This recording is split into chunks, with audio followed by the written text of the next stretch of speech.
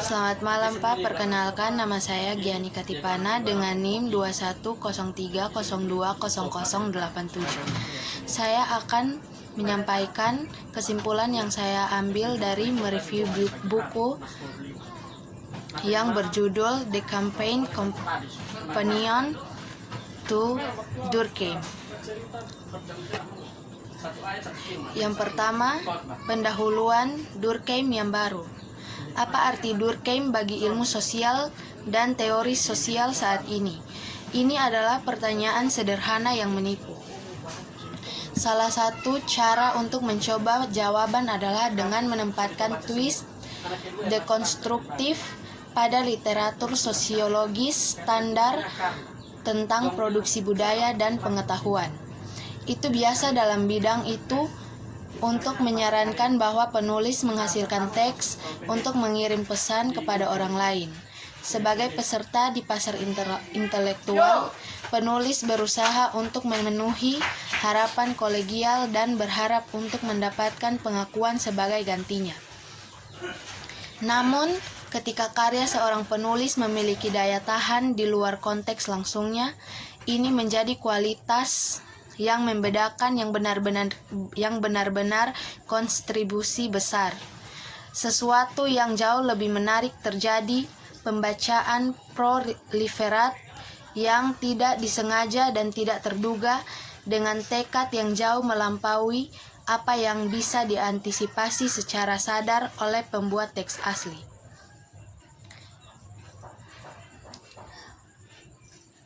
Baru konteks interpretasi datang untuk menulis ulang teks sebagai penulis dan teori.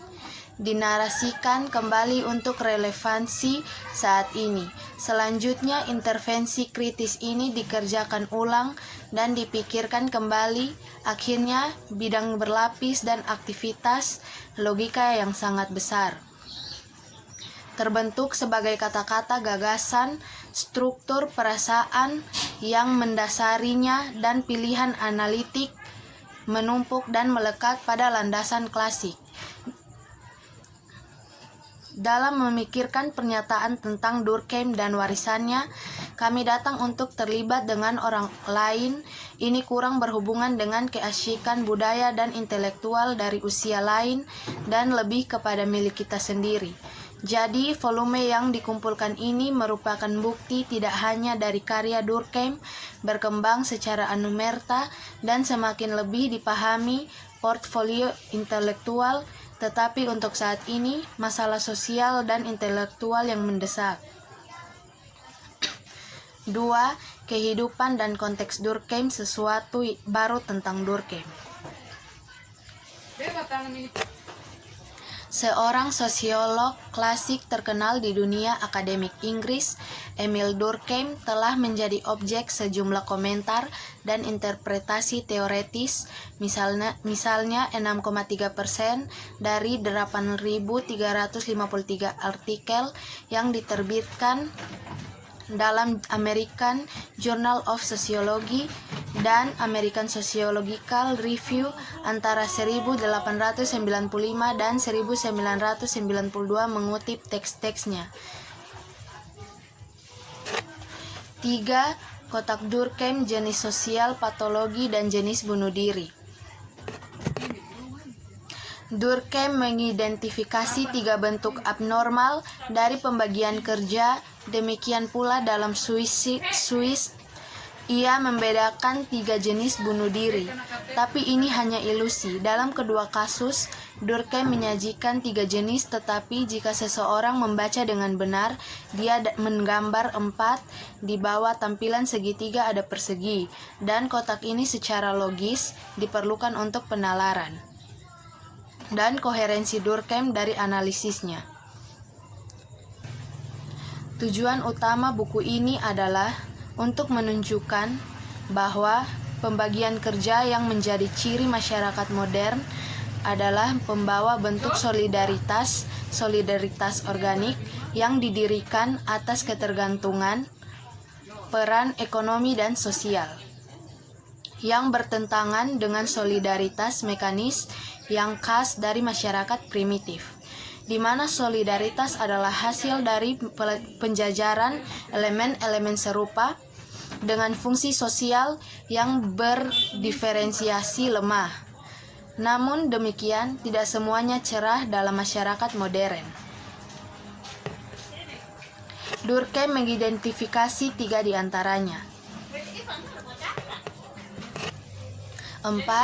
Praktik dan peranggapan beberapa pertanyaan tentang Durkheim dan les formes élémentaires de la vie religieuse. Menurut gergaji tua, masalah memahami teks klasik adalah di atas semua salah satu mengetahui bagaimana mengajukan pertanyaan yang tepat.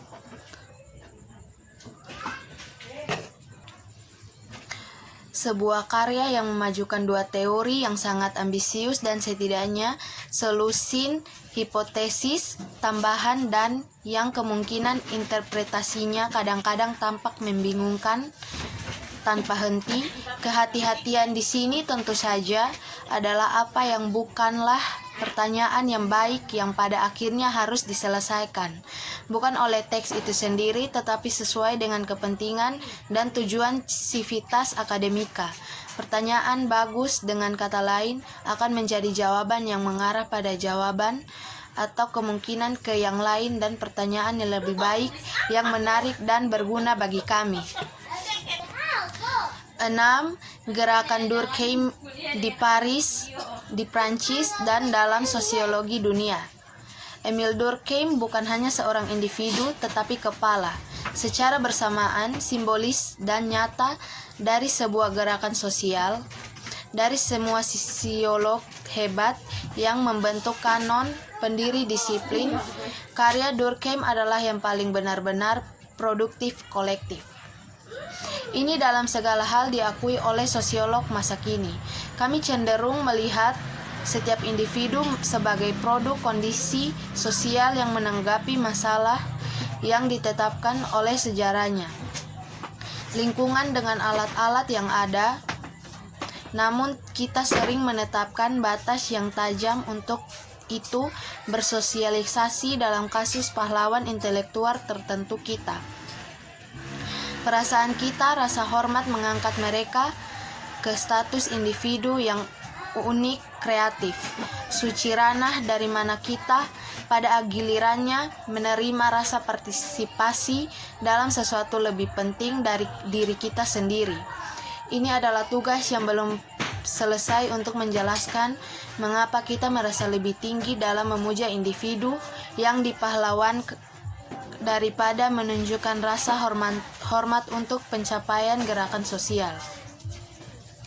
Umumnya, seorang individu, bahkan di mana kita memiliki kemampuan untuk mengenali kolektivitas itu sendiri, dalam kasus beberapa pendiri sosiologis diduga seperti Karl Marx, nama lambang itu menelan rekan penulis yang bahkan dikenal seperti Friedrich Engels, yang seperti menjadi animator dan pencetus seperti kolaborator. Dunia intelektual sebagai politik atau agama perlu sosiologi konstruksi lambang. Dalam kasus kaum Durkheimian, kita melihat tingkat kedua produksi gagasan kolektif di luar pengaruh dalam lingkungan historis dan pribadi. Perkembangan batin Durkheim, teori sosiologi dari tulisan-tulisan awal menuju kedewasaan. Pada satu hal, sebagian besar pembaca Durkheim dulu dan sekarang selalu setuju. Dia seperti Marx menekan struktur sosial. Durkheim membantu menciptakan sosiologi klasik karena ia menempatkan kekuatan sosial di luar individu aktor. Tetapi mulai saat ini kesepakatan teoretis berakhir. Masalah untuk Durkheim dan penafsirnya, seperti halnya Marx dan lawan bicaranya, adalah struktur maksudnya. Bagaimana struktur menahan individu dalam batas-batasnya? Batas-batas ini terdiri dari apa? Jika struktur ada, entah bagaimana di luar individu, dapatkah ia bertindak hanya bertentangan dengan kebebasan problematika interpretasi Durkheim? Dengan demikian, justru adalah masalahnya di mana penyelidikan Marxis selalu berputar. Pernyataan mendasarnya adalah bagaimana Durkheim menetapkan hubungan antara terstruktur dan tindakan bebas.